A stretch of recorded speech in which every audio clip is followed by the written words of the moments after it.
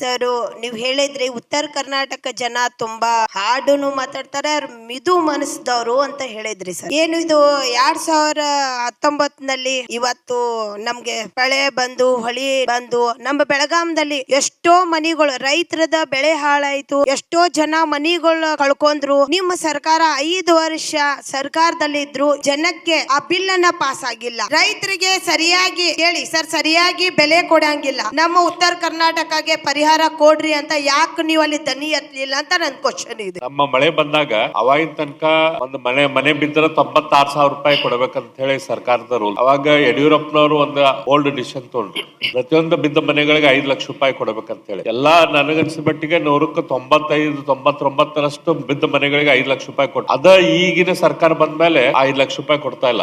Minimum support ಇನ್ನು product wise product ತಗೊಂಡ್ರೆ ಅಲ್ಲೇ APMC ಕಾಯ್ದೆ ವಿರುದ್ಧ ಏನು ಹೋರಾಟ ಆಯ್ತು ಅದು ರಾಜಕೀಯ ಪ್ರೇರಿತ ಹೋರಾಟ. ಹಾಗಾಗಿ ಅದ್ರ ಬಗ್ಗೆ ನಾನು ಇಲ್ಲೇ ಮಾತಾಡಕ್ ತಯಾರಿಲ್ಲ.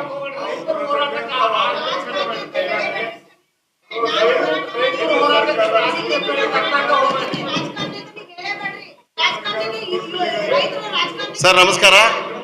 ಕೂತ್ಕೊಳ್ಳಿ.